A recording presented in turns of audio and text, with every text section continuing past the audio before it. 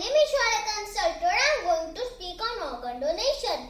Organ donation is a process when a person willingly allows his organ to be removed and transplanted to another person legally. All people of any age and race can donate.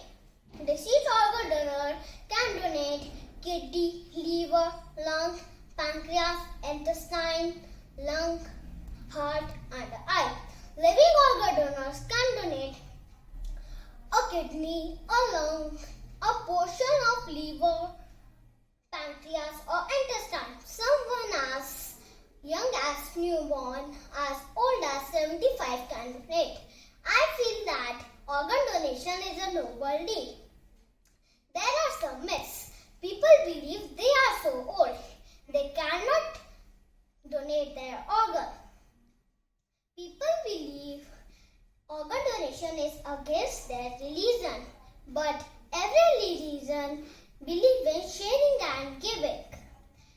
Organ donation can save plenty of lives. Thank you.